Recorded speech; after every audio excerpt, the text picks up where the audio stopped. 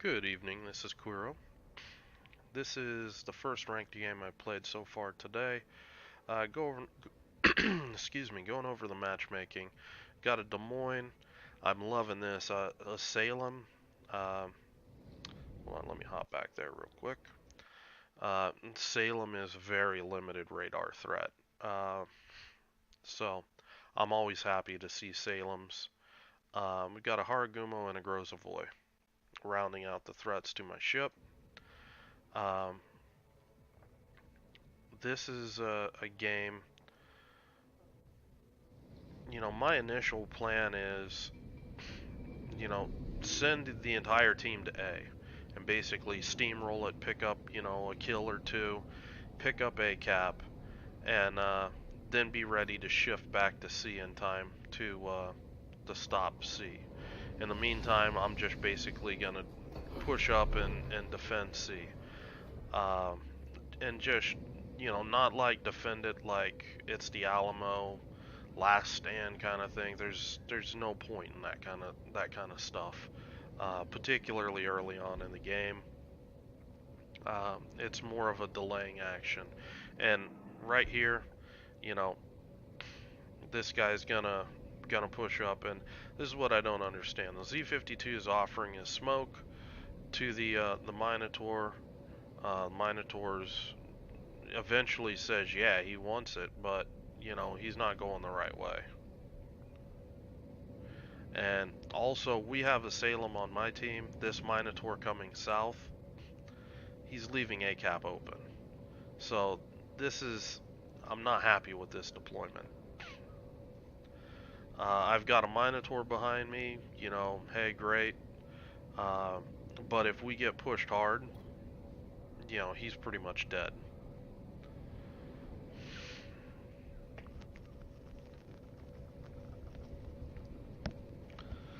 So I'm coming into C-cap, and I'm coming in a slightly different way. I saw my RPF pointing the middle, and I was looking to see if I could get any sort of spots on any cruisers, coming up into this area of the map, where potentially my battleships might be able to get an early shot off. Um, I'm not wild about, my move pushing up here, um, but it's one of those things. I felt safe enough to do it that you know just gonna go for it. And the reason why is this isn't shifting north, so either they've got a radar cruiser down here. If he is, he's gonna be back in over here, which is more towards where my radar is pointing now. So I don't think it's so much a ship, play in the middle or trying to make this move up into here. So F3 torpedoes, they load ridiculously fast. Going ahead, just dump them just on the offhand chance that there's a destroyer that wants to kind of push up in this direction right towards cap. In the meantime, I'm just gonna start kiting and tell my cruiser to get back, because if this guy pushes up into here and they get the Des Moines up into here, he's gonna get farmed. Des Moines got a radar, and there's not much he can really do about it. So thankfully the Minotaur is not YOLOing. He's turning back and kiting, and I'm just reading my RPF right here, trying to judge based off my experience, what ships I've got based on, my RPF readings.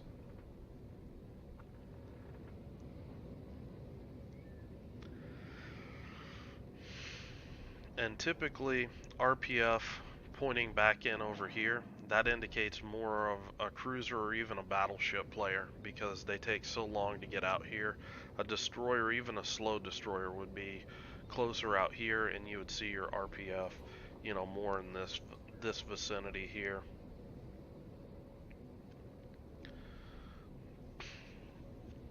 So, having a pretty good idea that this isn't a DD, I'm going to go on ahead and I'm going to start making a move to push this to figure out what's here. Now, I do need to be careful because there's a Des Moines that has not been spotted, and I'm thinking that he's actually on my RPF somewhere back in here. So Conqueror pops up, and my RPF is not on him, and you'll notice 10.7, 10.6. It, there's the Haragumo. Again, RPF isn't pointed at him. I'm within radar range of the Des Moines. Des Moines pops out. He's detected. He instantly radars. I'm gonna kite out. Now this Conqueror, he's turning out to shoot me, and you know, this is, I basically just dropped preemptive torpedoes right in his path and got out of radar range before he could really even get a chance to shoot at me. But the path that he took is going to run him right into those torpedoes, and this is predictive torpedoing. I'm using the rudder shift on his ship against him to lock him into place. He's going to most likely turn into those torpedoes, and that's going to push him into the next set of torpedoes.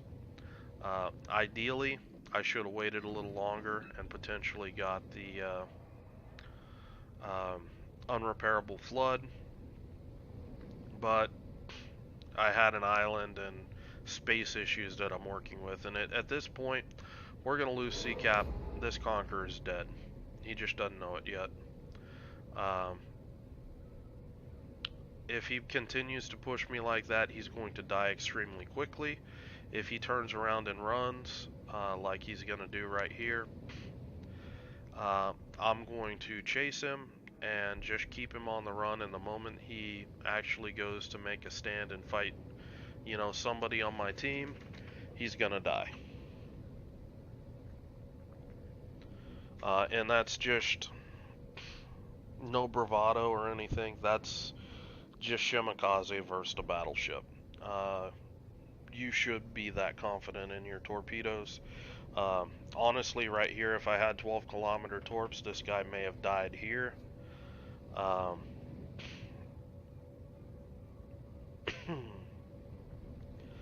But I'll guarantee you he had some brown pants when these things popped up. So basically just laid a fan forward and back of his indicator and one right on the indicator. Again, Conqueror doesn't have a really good torpedo belt, so these torpedoes do a big chunk of damage. And I'm just gonna keep moving. You know, my main issue is I've got to adjust my speed. I don't want to get too close. He doesn't have a plane or anything that can spot me, so I can sit here at 6 kilometers, or even less if I wanted to. I'm just playing safe at 6 kilometers. And, you know, I mean, whew, that's the downside of F3s. Anything running away from you, if it can really do 28 knots or, you know, probably even 25, chances are you're gonna have a hard time torping him if just having the range, even if you get as close as I did. So at this point, you see he's making a stand now to fight my team, and what I'm doing, I'm actually pushing to try to get ahead of this guy. And obviously the reason that I want to do it, I want to prevent any chance of him doing what he just did, running out of range. So I'm pushing up to get ahead of him, and right here I'm looking and I'm watching the indicator to see, you know, him start to accelerate. And as soon as he did that, predictive torpedoes. You know, if this would have been a battleship player that I would have known, one of the guys I face on like King of the Sea or something like that, I would expect to see like a little juke in there where he would start to go forward, and then uh, instantly reverse again after a split second. Uh, there's things that those guys will do that it's part of why they're good battleship players. They can really make it hard to torp them. But in that case, you shift away from the devastating strike to just get good area saturation, and I mean that close, you're gonna land multiple torps on that battleship regardless of what he does. He's gonna take 3 or 4, every time you've got his broadside. Um, so picking up the cap, and I don't really want to mess with you know this DD and the Des Moines. I'm just gonna go chase after this Zal. Um, and Grozavoy pops up. Grozavoy's relatively low health, and just trying to get some shots in. This is not ideal with how close this Zal is. I know I'm gonna eat a lot of damage. I see him looking at me, and I'm just getting some bad RNG right here, and I can't really wait.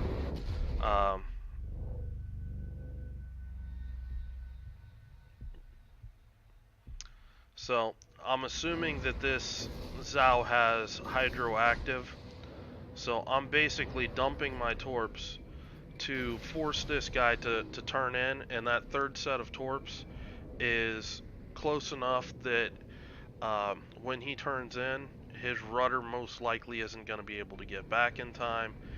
He's either going to have to keep turning, which if that Grozavoy was inside my detection range,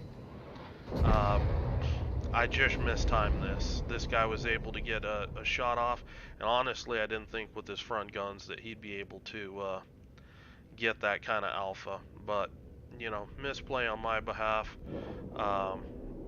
He gets wrecked because he's shot, and, at that point, it's a fairly good trade. We got the cap and the Conqueror, and there's Zao killed for me. So a reasonable contribution towards winning the game. I don't like that I wasn't able to get the Grozavoy kill. Ideally, picking that up. If I would have just had those 2 volleys with kind of shit RNG, one of them didn't have the best aim. Uh, you know, that guy would be off the board, and that really would have been a good trade. We basically would have mopped everything up down there at BCAP. Gonna play the game out for you guys. I'm letting my team know that the Haragumo's healthy. I didn't fight that guy at all. But this Yamato, I'm concerned. He's got a Grozavoy here. My team's on the cap here. Where's the Haragumo? Well, he's on the cap here. You're going to get cross torps. And this is dumb. You're requesting support. Get